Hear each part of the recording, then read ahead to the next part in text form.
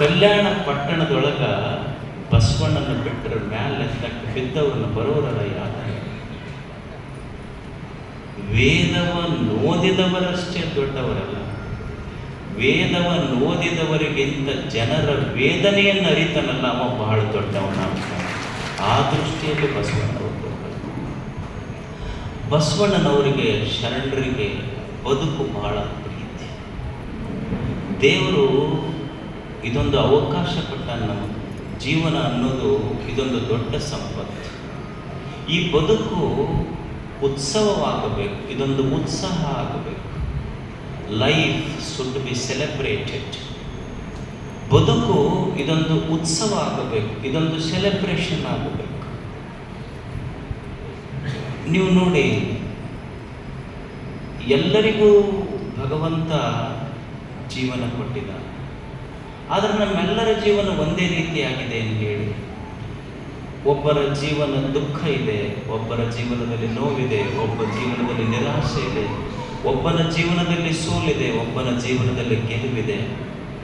ದೇವರು ಎಲ್ಲರಿಗೂ ಒಂದೇ ಬದುಕು ಕೊಟ್ಟರು ಸಹಿತ ಬದುಕು ಭಿನ್ನ ಯಾಕಾಗ್ತದೆ. ಯಾಕೆ ಬದುಕಿನಲ್ಲಿ ನಾವು ಭಿನ್ನತೆಯನ್ನು ಕಾಣುತ್ತೇವೆ? ಈಗ ನೀವು ಒಂದು ಕಲ್ಲಿದೆ, ಒಂದು ಗುಡ್ಡದ ಕಲ್ಲು ತಗೊಂಡು ಬರ್ರಿ, ಗುಡ್ಡದ ಕಲ್ಲು ತಗೊಂಡು ಬಂದು ಈ ರೋಡಿಗೆ ಕಲ್ಲು ಹೊಡಿತಾರಲ್ಲ, ಕಲ್ಲು ಹೊಡೆಯವನಿಗೂ ಆ ಕಲ್ಲು ಕೊಡ್ರಿ. ಅದೇ ಕಲ್ಲು ಒಂದು ಶಿಲ್ಪಕಲಾ ಕೇಂದ್ರದೊಳಗಿರುವ ಶಿಲ್ಪಿಗೂ ಆ ಕಲ್ಲು ಕೊಡ್ರಿ. ಕಲ್ಲು ಒಂದೇ ಆದರೂ ಸಹಿತ ಕಲ್ಲು ಹೊಡೆಯವನ ಕೈಯಾಗಿ ಸಿಕ್ತು ಅಂದ್ರೆ ಅದು ಕಲ್ಲು ಕಂಕರ ಆಗ್ತೈತಿ, ಶಿಲ್ಪಿಯ ಕೈಯಾಗಿ ಸಿಕ್ಕರೆ ಅದೇ ಕಲ್ಲು ಶಂಕರನಾಗಿ ನಿರ್ಮಾಣ ಆಗ್ತೈತಿ. ಅಂದ್ರೆ ಕಲ್ಲಿನಲ್ಲಿ ದೋಷ ಇಲ್ಲ, ಅದನ್ನು ಮಾಡವನಲ್ಲಿ ಕ್ಷಣಾಕ್ಷರ. ಹಾಗೆ ದೇವರು ನಮಗೆಲ್ಲರಿಗೆ ಒಂದೇ ಬದುಕನ್ನು ಕೊಟ್ಟಿದ್ದಾನೆ, ಅದರ ಬದುಕನ್ನು ಬಳಸುವ ಬರೀ ಭಿನ್ನ ಭಿನ್ನವಾಗಿ. ಶರಣರ ದೃಷ್ಟಿಕೋನ ಅವರು ಈ ಬದುಕು ಭವ್ಯವಾಗಬೇಕು, ಬದುಕು ದಿವ್ಯವಾಗಬೇಕು, ಬದುಕು ಇದೊಂದು ಸಂತೋಷದ ಗಳಿಗೆ ಆಗಬೇಕು. ಯಾಕಂದರೆ ದೇವರು ನಮಗಿದೊಂದು ಸುಂದರವಾದ ಜೀವನ ಕೊಟ್ಟ. ನೀವು ಒಂದು ಬ್ಯಾಂಕಿಗೆ ಹೋಗಿ 1 ಲಕ್ಷ ರೂಪಾಯಿ ಸಾಲ ಕೇಳಿ, ಏನು ನೀವು ಸಾಲ ಕೇಳಿದ ಕೂಡಲೇ ಬ್ಯಾಂಕ್ನವರು ಕುರ್ಚಿ ಹಾಕಿ ನಿಮ್ಗೆ ಹೂವಿನ ಸರ ಹಾಕಿ ತಗೊಳ್ರಿಪ್ಪ, ಭಾಳ ನಮ್ಮ ಬ್ಯಾಂಕಿಗೆ ಸಾಲ ಕೇಳಕ್ಕೆ ಬಂದಿರಂತ ಕೊಡ್ತಾರ ನೋಡಿ. ನೀವು ಬ್ಯಾಂಕಿಗೆ ಸಾಲ ಕೇಳಕ್ಕೆ ಹೋದ್ರೆ 1 ಲಕ್ಷ ರೂಪಾಯಿ ಸಾಲ ಕೇಳಿದ್ರೆ ನಿಮಗೆ ಸೆಕ್ಯೂರಿಟಿ ಕೇಳ್ತಾರೆ ಮತ್ತು ಶ್ಯೂರಿಟಿ ಕೇಳ್ತಾರೆ, ಅಥವಾ ನೀವು ಮನಿಯೋ ಏನೋ ಪ್ಲೆಡ್ಜ್ ಮಾಡಬೇಕು ಮತ್ತು ಅಂದ್ರೆ 1 ಲಕ್ಷ ರೂಪಾಯಿ ಸಾಲ ಕೊಡ್ತಾರೆ ಅವರು. ಅಂದ್ರೆ ಸುಮ್ಮನೆ ಬ್ಯಾಂಕಿನೊಳಗೆ ಹೋಗಿ 1 ಲಕ್ಷ ರೂಪಾಯಿ ಸಾಲ ನೀವು ತಗೋಬೇಕಾದ್ರೆ ಸೆಕ್ಯೂರಿಟಿ ಶ್ಯೂರಿಟಿ ಕೊಟ್ಟು ಮತ್ತೇನಾದರೂ ಪ್ಲೆಡ್ಜ್ ಮಾಡಿದ್ರೆ 1 ಲಕ್ಷ ರೂಪಾಯಿ ನಿಮಗೆ ಕೊಡ್ತಾರ. ಆದರೆ ದೇವರು 100 ವರ್ಷದ ಈ ಬದುಕನ್ನು ಕೊಟ್ಟನಲ್ಲ, ಏನೂ ಶ್ಯೂರಿಟಿ ಇಲ್ಲ, ಸೆಕ್ಯೂರಿಟಿ ಇಲ್ಲ. ಹೆಂಗೆ ಕೊಟ್ಟಾನ ಅಂದ್ರೆ ಒಂದು ಚಲೋ ಬದುಕ್ತಾನಂತ ಭರವಸೆ ಇಟ್ಟು ಕೊಟ್ಟಾನ. ದೇವರು ಭರವಸೆ ಇಟ್ಟು ಕೊಟ್ಟ ಈ ಬದುಕೈತಲ್ಲ, ಇದನ್ನು ಕಳೆಯುವುದು ಹೆಂಗ, ಇದನ್ನು ಬದುಕುವುದು ಹೆಂಗ? ದೇವರೇ ಸಂತೋಷ ಪಡಬೇಕು, ಹಂಗೆ ಬದುಕಬೇಕಲ್ಲ ಮನುಷ್ಯ. 100 ವರ್ಷಗಳ ಬದುಕನ್ನು ದೇವರು ನಮಗೆಲ್ಲ ಕೊಟ್ಟ. ಅದನ್ನು ಶರಣರು ಬದುಕುವ ರೀತಿಯನ್ನು ಕಲಿಸಿದ್ರು. ಅವ್ರು ಹೆಂಗೆ ಬದುಕಿದ್ರು, ಬದುಕಿನ ರೀತಿ ಹೆಂಗಿತ್ತು? ಮನೆ ನೋಡ ಬಡವರು ಮನ ನೋಡ, ಮನೆ ನೋಡ ಬಡವರು ಮನ ನೋಡ ಘನ, ಸೋಂಕಿನಲ್ಲಿ ಶುಚಿ ಸರ್ವಾಂಗ ಕಲಿಗಳು, ಪಸರ ಕನುವಿಲ್ಲ ಬಂದ ತತ್ಕಾಲ ಕೊಂಟು, ಸ್ವತಂತ್ರ ಧೀರರು ನಮ್ಮ ಕೂಡಲ ಸಂಗನ ಶರಣ. ಮನೆ ನೋಡ ಬಡವರು ಮನ ನೋಡ ಘನ. ಅವರು ನಾವೆಲ್ಲ ಮನೆ ಕಟ್ಟಿವಿ, ಆದರೆ ಶರಣರು ಕಟ್ಟಿದ್ದ ಮನಸ್ಸ. ಸಂತೋಷ ಎಲ್ಲಿದೆ ಅನ್ನೋದು ನಮಗೆ ಗೊತ್ತಿಲ್ಲ, ಅವ್ರಿಗೆ ಗೊತ್ತಿತ್ತು. ಸಂತೋಷ ಎಲ್ಲಿದೆ ಮನುಷ್ಯನಿಗೆ ಹೇಳಿ? ಸಂತೋಷ ನಾವು ವಸ್ತುಗಳಲ್ಲಿ ಹುಡುಕ್ತೀವಿ, ಅವ್ರಿಗೆ ಗೊತ್ತಿತ್ತು ಸಂತೋಷ ವಸ್ತುಗಳಲ್ಲಿಲ್ಲ. ಈಗ ನೀವು ಸುಮ್ಮನೆ ಉದಾಹರಣೆ ಹೇಳ್ತೀನಿ. ಈಗ ಭಾಳ ಊಟದ ಪ್ರಿಯರಿರ್ತಾರೆ. ನಮಗೇನು ಅನ್ನಿಸ್ತದೆ, ಒಂದು 4 ಮಿರ್ಚಿ ತಿಂದರೆ ಭಾರಿ ಸುಖ ಅನ್ನಿಸ್ತೈತೆ ನೋಡ್ರಿ. ಮಿರ್ಚಿ ಮಾಡ್ತಾರೆ ಈ ಕಡೆ ಏನಂತೀರೋ, ಮೆಣಸಿನ್ಕಾಯಿ ಬಿಡ್ತಾರ, ಬಜಿ ಅಂತೀರ, ಏನಂತೀರಿ? ಬಜಿ ಅಂತಾರ, ಬೋಂಡ, ವಾಟ್ ಎವರ್. ಅದು ತಿಂದ್ರೆ ಸುಖ ಆಗತ್ತಂತೀವಿ ನಾವು. ಬಾಯಾಗ ನೀರು ಬರ್ತಾವಿಲ್ಲ ಎಲ್ಲರಿಗೂ.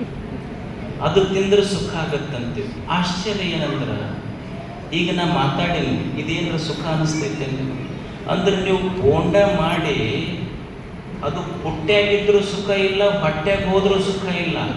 ಎಲ್ಲಿವರೆಗೆ ಸುಖ ಐತಂದ್ರೆ ನಾಲಿಗೆ ಮೇಲೆ ಎಲ್ಲಿವರೆಗೆ ಇರ್ತೈತೆ ಅಲ್ಲಿವರೆಗೆ ಅಷ್ಟೇ ಸುಖ ಐತೆ. ಪುಟ್ಟ್ಯಾಗಿದ್ರೂ ಸುಖ ಐತೆ, ಹೊಟ್ಟ್ಯಾಗ ಹೋದ್ರೂ ಸುಖ ಐತೆ ಇಲ್ಲ. ಬರೀ ನಾಲಿಗೆ ಒಳಗಿರುವಷ್ಟರವರೆಗೆ ಸುಖ ಐತದ ಅಷ್ಟೇ. ಆದ್ರೆ ಒಂದು ವಸ್ತು ಎಲ್ಲರಿಗೂ ಸುಖ ಕೊಡ್ತೈತೆ ಅಂತನೂ ಇಲ್ಲ. ಈಗ ನೀವು ಒಂದು ಮಕ್ಕಳನ್ನ ಆಡಿಸಿದ್ರೆ ಭಾರಿ ಖುಷಿ ನೋಡ್ರಿ. ಮಕ್ಕಳನ್ನ ಎತ್ತಿ ಆಡಿಸ್ತಿರ್ತೀವಿ, ಎಷ್ಟು ಸಂತೋಷ ಅನಿಸ್ತೈತಿ. ಮಗುವಾಗ್ತೀವಿ, ಮಗುವನ್ನು ಎತ್ಕೊಂಡು ಮುದ್ದು ಕೊಡ್ತಿರ್ತೀವಿ ನಾವು. ಮಗುವನ್ನು ಎತ್ಕೊಂಡು ಮುದ್ದು ಕೊಡಾಗ ನಮಗೂ ಸುಖ ಆಗ್ತಿರ್ತೈತಿ. ಗಡ್ಡ ಚೂಸ್ತಿರ್ತಾವಲ್ಲ, ಮಗುವಿಗೆ ದುಃಖ ಆಗ್ತಿರ್ತೈತೆ. ಅದು ಅಂದ್ರೆ ಒಂದೇ ವಸ್ತು ಒಬ್ಬರಿಗೆ ಸುಖ ಕೊಟ್ಟರೆ ಒಬ್ಬರಿಗೆ ದುಃಖ ಕೊಡ್ತಿರ್ತೈತೆ. ಅದು ಅಂದ್ರೆ ಸುಖ ಅನ್ನೋದು ವಸ್ತುಗಳಲ್ಲಿಲ್ಲ. ಈಗ ನಿದ್ದೆ ಹತ್ತಿರ್ತೈತಿ ನಿಮಗೆ, ನಿದ್ದೆ ಹತ್ತಿ ಎದ್ದಾಗ ಸುಖವಾಗಿ ನಿದ್ದೆ ಮಾಡಿದೆ ಅಂತೀರಲ್ಲ. ಮತ್ತು ಸುಖ ನೀವೇನು ಸನ್ಯಾಸಿಗಳನ್ನೋದು, ನಮಗೇನು ಮಠ ನೆನಪಿತ್ತು, ಭಕ್ತರ ನೆನಪಿದ್ರು, ನಿಮಗೇನು ಮನೆ ನೆನಪಿತ್ತು, ನಿಮ್ಮ ಆಸ್ತಿ ಬಂಗಾರ ಏನು ನೆನಪಿತ್ತು ನಿದ್ರೆ ಒಳಗೆ? ಏನೂ ಇಲ್ಲ, ಆದರೂ ಸುಖವಾಗಿ ಇರ್ತಿಲ್ಲ. ಅಂದ್ರೆ ಏನೂ ಇಲ್ಲದೆಯೂ ಸಹಿತ ಮನುಷ್ಯ ಸುಖವಾಗಿ ಇರಬಲ್ಲ ಅನ್ನೋದಕ್ಕೆ ನಿದ್ರೆನೇ ಒಂದು ಎಕ್ಸಾಂಪಲ್. ಇದಕ್ಕಿಂತ ದೊಡ್ಡದೇನು ಬೇಕಾಗಿದೆ ಮನುಷ್ಯ. ಅವರು ಸುಖ ಅನ್ನೋದು ಕೇವಲ ವಸ್ತು, ಒಡವೆ, ವೈಡೂರ್ಯಗಳಿಲ್ಲ. ಮನೆ ನೋಡ ಬಡವರು, ಮನ ನೋಡ ಘನ. ನಮ್ಮ ಮನೆ ದೊಡ್ಡ ಆಗ್ಯಾವ, ಮನಸ್ಸು ಸಣ್ಣ ಆಗ್ಯಾವ. ಮನುಷ್ಯ ಮಂಗಳಕ್ಕೆ ಹೋಗಿ ಬಂದಾನ, ಆದ್ರೆ ತನ್ನ ಅಂಗಳದಾಗ ಏನು ನಡೀತೈತೆ ಅನ್ನೋದಕ್ಕೆ ಗೊತ್ತಿಲ್ಲ. ಮಂಗಳದ ಮಟ್ಟ ಮುಟ್ಟಿ ಬಂದಾನ, ಆದ್ರೆ ತನ್ನ ಅಂಗಳದಾಗ ಏನು ನಡೀತೈತಿ ಗೊತ್ತಿಲ್ಲ. ಸುಖಿಯಾಗಿರಬೇಕಾದ್ರೆ ವಸ್ತುಗಳೇ ಬೇಕಂತಿಲ್ಲ. ಹಿಂದಿಯೊಳಗೊಂದು ಚಲೋ ಕಹಾವತ್ ಇತ್ತು, आदमी सुखी होने में ज़्यादा खर्च नहीं लगता. इंसान को सुखी होने में ज़्यादा खर्च नहीं लगता. मैं सुखी हूँ ये दुनिया को दिखाने में बहुत खर्च होता है. मैं सुखी हूँ ये दुनिया को दिखाने में बहुत खर्च होता है. ನಾವು ಸುಖಿ ಇದ್ದೀವಿ ಅನ್ನೋದಕ್ಕೇನು ಖರ್ಚಾಗೋದಿಲ್ಲ. ನಾವು ಸುಖವಾಗಿ ಅದೀವಂತ ಜಗತ್ತಿಗೆ ತೋರಿಸ್ತೀವಲ್ಲ, ಅದಕ್ಕೆ ಭಾಳ ದುಃಖ ಆಗತ್ತೆ ಮನುಷ್ಯ. ಅದಕ್ಕೆ ಶರಣರು ಕಂಡು ಹಿಡಿದಿದ್ದು ಸೂತ್ರ ಮನುಷ್ಯನೇ. ಎಲ್ಲರ ಜೀವನದೊಳಗೆ ಎಲ್ಲರಿಗೂ ದೊಡ್ಡ ಮನೆಗಳಿರುವುದಿಲ್ಲ, ಎಲ್ಲರಿಗೂ ಕಾರುಗಳಿರುವುದಿಲ್ಲ, ಎಲ್ಲರ ಮನೆಯಾಗ ಬಂಗಾರ ಇರುವುದಿಲ್ಲ. ದೊಡ್ಡ ಮನೆ ಮುಖ್ಯ ಅಲ್ಲ, ಬದುಕಲಿಕ್ಕೆ ದೊಡ್ಡ ಮನಸ್ಸು ಮುಖ್ಯ. ಈಗ ನಾವು ಮನಿ ಐತೆಲ್ಲ, ಮನಿ ಯಾವುದರಿಂದ ತಯಾರಾಗ್ತದೆ, ಮನಿ ಯಾವುದರಿಂದ ನಿರ್ಮಾಣ ಆಗ್ತದೆ? ನೀವು ಹೇಳ್ಬೋದು, ಇಲ್ಲ ನಾವು ಮನೆ ಮುಂದೆ 10 ಹೊಸ ಕಾರ್ ತಂದು ನಿಂದಿರಿಸಿವಿ, ನಾವು ಭಾಳ ದೊಡ್ಡ ಶ್ರೀಮಂತರದೀವಿ, ಮನೆ ಮುಂದೆ ಕಾರ್ ಅದಾವ 10 ನಮ್ಮ. ಅಲ್ಲ, ಕಾರ್ ಗ್ಯಾರೇಜ್ನಾಗೂ ನಿಂತಿರ್ತಾವೆ, 10 ಗಾಡಿ ನಿಂತರ ಗ್ಯಾರೇಜ್ ಆಗ್ತದ, ಮನೆ ಹಂಗಾಗ್ತದೆ. ಇಲ್ಲ, ಚಲೋ ಚಲೋ ಡೆನ್ವೆಲಪ್ ಬೆಡ್ಡಿನ ಮನಿ ಅದಾವ, ಡೆನ್ವೆಲಪ್ ಬೆಡ್ ಇದ್ದಿದ್ದು ಬೆಡ್ರೂಮ್ ಅದಾವ. ಮತ್ತು ಅಷ್ಟು ಬೆಡ್ರೂಮ್ ಇದ್ದಿದ್ದು ಲಾಡ್ಜ್ ಆತ ಮನಿ ಯಾವಾಗ ಆಗ್ತೈತಿ ಹೇಳ್ರಿ? ಇಲ್ಲ, ನಮ್ಮ ಮನ್ಯಾಗ ಚಲೋ ಚಲೋ ಬೆಳಗ್ಗೆ ಎದ್ದು ಕೂಡಲೇ ಇಡ್ಲಿ, ಪುರಿ, ದೋಸೆ ಏನು ಬೇಕದು ಎಲ್ಲ ಐಟಮ್ ಮಾಡ್ತೀವಿ. ಅಲ್ಲ, ಇಷ್ಟೆಲ್ಲ ಮನ್ಯಾಗ ಮಾಡಿದ್ರೆ ಹೋಟೆಲ್ ಆಯ್ತು, ಮನಿ ಯಾವಾಗ ಆಗ್ತೈತಿ ಹೇಳ್ರಿ? ಮನಿ ಕಾರಿನಿಂದಲ್ಲ, ಅಡಿಗೆಯಿಂದಲ್ಲ, ರೂಮಿನಿಂದಲ್ಲ, ಮನಿ ಯಾವುದರಿಂದ ಕಟ್ಟಲ್ಪಡ್ತದೆ? ಈಗ ನೀವು ಒಂದು ದೊಡ್ಡ ಮನೆ ಕಟ್ಟಿರಿ, ದೊಡ್ಡ ಮನೆ ಕಟ್ಟಿ ಎಷ್ಟೇ ಸಾಮಾನು ತಂದೇಳ್ರಿ, ಮನೆ ತುಂಬುವುದಿಲ್ಲ. 40-50 ಲಕ್ಷ ರೂಪಾಯಿ ಖರ್ಚು ಮಾಡಿ ಮನೆ ಕಟ್ಟಿದ್ರು ಸಹಿತ ಮನೆ ತುಂಬೋದಿಲ್ಲ. ಮನೆ ತುಂಬಬೇಕಾದ್ರೆ ಅಷ್ಟು ಖರ್ಚು ಮಾಡಬೇಕಂತನೂ ಇಲ್ಲ. ಸುಮ್ಮನೆ 1 ರೂಪಾಯಿ ಕೊಟ್ಟು ಮಣ್ಣಿನ ಕೊಣತಿ ತೊಂಬರ್ರಿ, ದೀಪ ಹಚ್ಚಿರಿ, ಬೆಳಕು ಮನೆ ತುಂಬುತ್ತದೆ ಹೊರತು ಮನೆ ತುಂಬೋದಿಲ್ಲ. ಹಂಗೆ ಮನೆ ತುಂಬಬೇಕಾಗಿದ್ದು ಸಂತೋಷದಿಂದ. ಸಂತೋಷವೇ ಮನೆಯ ನಿಜವಾದ ಸಂಪತ್ತು. ಮನೆ ನೋಡ ಬಡವರು, ಮನ ನೋಡ ಘನ. ಅದಕ್ಕೆ ಮನುಷ್ಯ ಕಲಿಬೇಕಾಗಿದ್ದು ಮನೆ ಸ್ವಲ್ಪ ಹೆಚ್ಚ ಕಡಿಮೆ, ಮನೆ ಸ್ವಲ್ಪ ಹೆಚ್ಚ ಕಡಿಮೆ. ಮನ್ಯಾಗ ಒಂದು ಸ್ವಲ್ಪ ಸಾಮಾನು ಹೆಚ್ಚ ಕಡಿಮೆ ಇರ್ತಾವೆ, ಆದ್ರೆ ಮನಸ್ಸು ದೊಡ್ಡದಿರಬೇಕಾಗ್ತದೆ. ಮನಸ್ಸು ದೊಡ್ಡದಿತ್ತು, ಆ ಮನೆ ದೊಡ್ಡದಾಗ್ತದೆ. ಮನಸ್ಸು ಸಣ್ಣದಾತು, ಮನೆ ಸಣ್ಣದಾಗ್ತದೆ.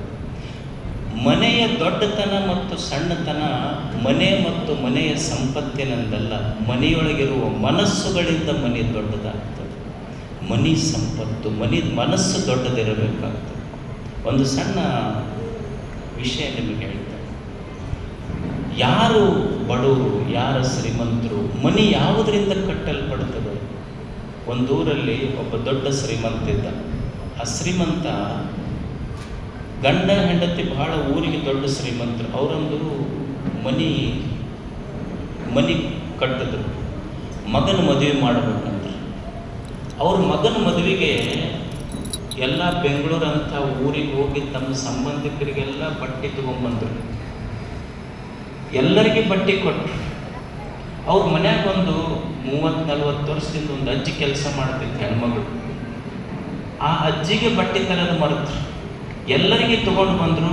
ಆಮೇಲೆ ಮದುವೆ ನಾಳೆ ಬಂದರೆ ಹಿಂದಿನ ದಿವಸ ಶ್ರೀಮಂತನ ಹೆಂಡತಿಗೆ ನೆನಪಾತು, ಹೌದು ಎಲ್ಲರಿಗೆ ಬಟ್ಟೆ ತೊಗೊಂಬಂದೇನಿ, ನಮ್ಮ ಮನ್ಯಾಗ ಕೆಲಸ ಮಾಡೋ ಮುದುಕಿಗೆ ಬಟ್ಟೆ ಸೀರೆ ತರಲಿಲ್ಲ ಅಂತ ಊರಾಗ ಒಂದು ಅಂಗಡಿಗೆ ಹೋಗಿ ಅಕ್ಕಿ ಹೇಳಿದ್ರು, ನಮ್ಮ ಮನ್ಯಾಗ ಕೆಲಸ ಮಾಡಕತ್ತೆಲ್ಲ, ನನ್ನ ಮಗನ ಮದುವೆ ಐತಿ, ನಮ್ಮ ಮನ್ಯಾಗ ಕೆಲಸ ಮಾಡೋ ಮುದುಕಿ ಐತಿ, ಅದಕ್ಕೊಂದು ಸೀರೆ ಕೊಡ್ಬೇಕಾಗಿತ್ತು, ಒಂದು ಯಾವ್ದಾರ ಸುಮಾರು ಸೀರೆ ಕೊಡ್ರಿ ಅಂದ್ರೆ.